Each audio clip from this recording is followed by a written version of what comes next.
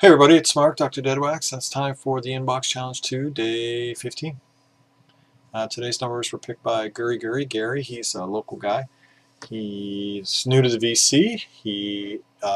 He's really into Latin music, so I think check out his channel. The link will be down below.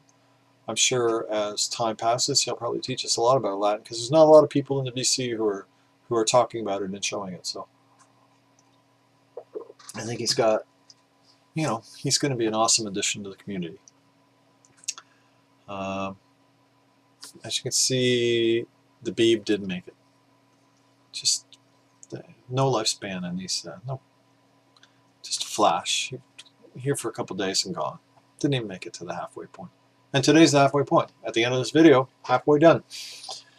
The Inbox Challenge for the year. So let's get started. Kai Winding. Never quite know how to say it. Record's called Solo. It's on Verve. It's fantastic. It's on the Verve label. I think it's a 70s pressing. It's one of the weaker spots in my ability to figure out where the hell a pressing is from is with Verve. Great kind of straight ahead bebop, bossa nova, different kinds, like that kind of early 60s jazz. How are things in Glockamora? Ricardo bossa nova, Playboy's theme, the things we did last summer, the sweetest sounds. Hey there, I'm your bunny bossa nova. Days of wine and roses. You've changed. I believe in you. And capricious, and just fantastic. And the players on here are Kai, Ross Tompkins, Russell George, Gus Johnson. On one side, Tommy Check plays, and on another side, another track, Dick Garcia plays. So Kai usually plays, well, not usually. Kai did a lot of records with J.J. Johnson, because like dual jazz trombone. Sorry, he's a jazz trombonist, if you don't know that. And I love jazz trombone. And there's not a lot of great jazz trombone, and this is definitely one of the great jazz trombone records. I'm totally blown away by this. I paid $3 for it. Almost every other Kai Winding, whatever record I have, I'm not fond of. I'm fond of his stuff with JJ, but I'm not fond of his solo stuff. But that one, wow. I was listening to this earlier, and my wife walked into the room, and she was like, "That is fantastic! What is that?" So it's just great.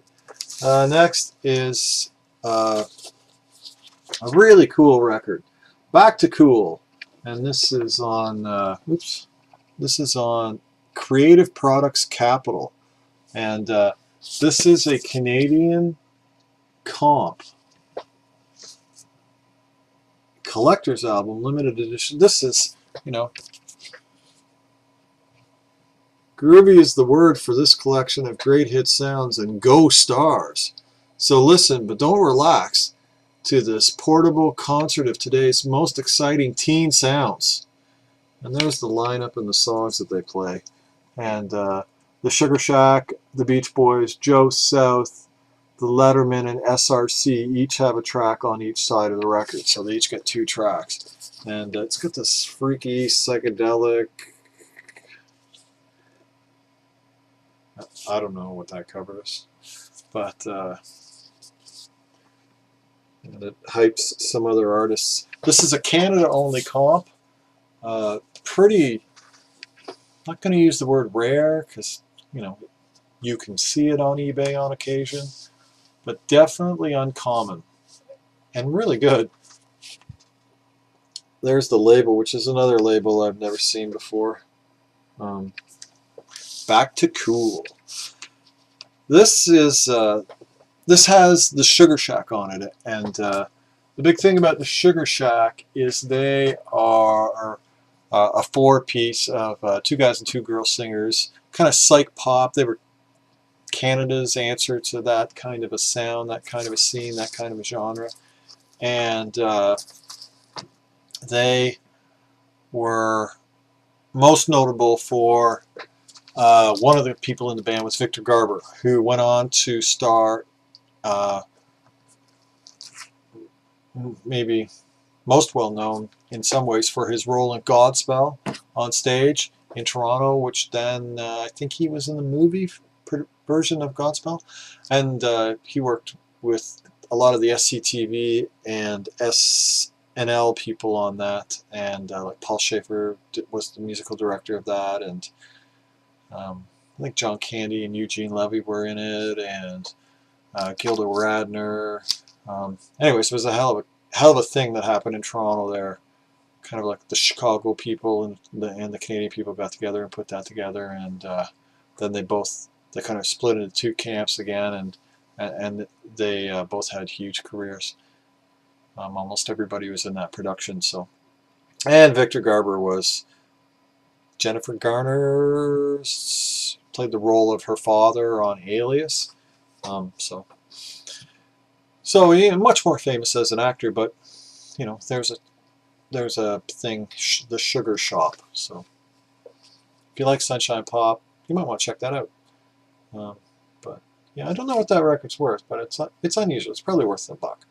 But you know, you might never see it again.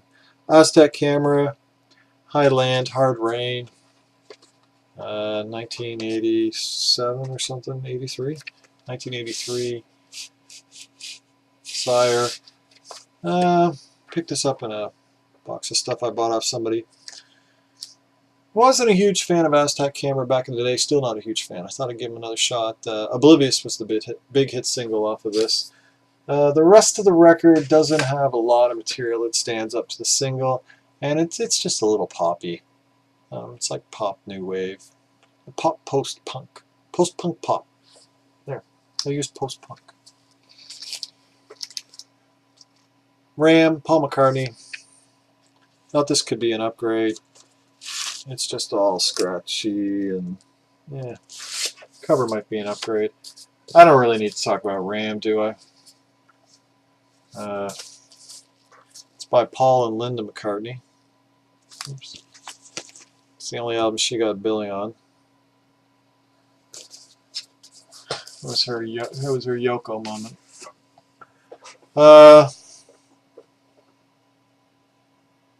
Paul McCartney has put out a vast number of solo records, and almost every single one of them is pretty terrible. That is a good record. A couple good records with Wings, a couple good records early in his solo career. Probably trumps Elton John for filler on everything after 1975 with a cheesy pop. You know, I think that those two might run neck and neck, but that is a fantastic record, and I wish that was actually an upgrade. And last is World of Wonders by Bruce Cockburn.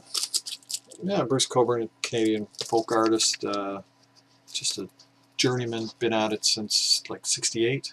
Well, making records since like 69. He's probably been playing music since like 65.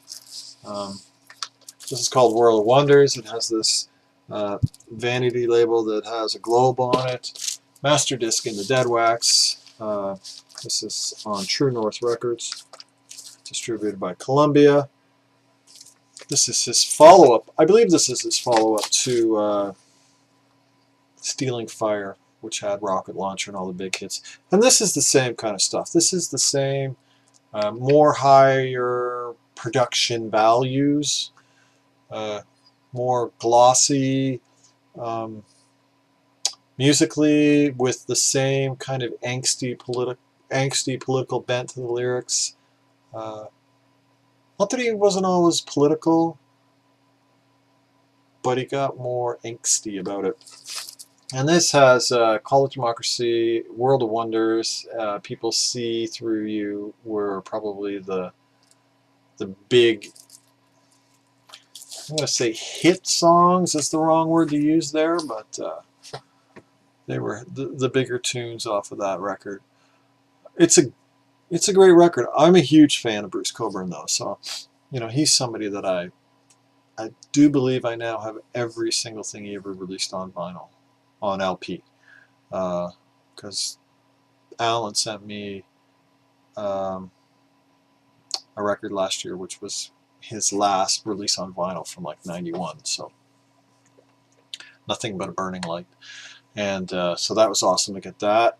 That record was given to me as a gift in 1985 for Christmas when it came out. And I moved in to a house with a guy with a CD player in like March of '86. So got that Christmas '85, March of '86. I moved into a house with a CD player. So that record got played twice. And I dug it up out of the inbox. Everything I had when I came back to vinyl went into the inbox because it had never been cleaned, and I've got a record cleaning machine. So it was good to hear that again. That's, I'll go to that record every once in a while.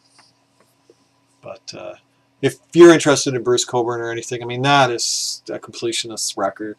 If you're interested in Bruce Cockburn and want to learn more about him than just that stealing fire, rocket launcher stuff, check out his first 5 records. They're phenomenal. Phenomenal pieces of folk music from, I think, 1969 or 1970 to like 1974 or 5. Phenomenal. Phenomenal records. His first record is just gigantic. It's such a clean, simple folk record with fantastic playing and glorious, glorious production on it. It's a real audiophile record, in my opinion.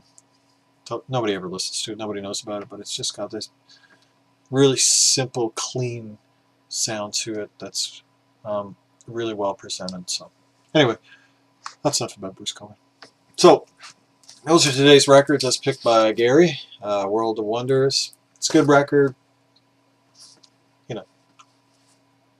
for the completionist. Ram. It's a good Paul McCartney record. That one's going away, though. That one's just trounced. Oh God, I'm going to start on Paul McCartney again. I'll stop. Aztec Camera. Highland, Hard Rain.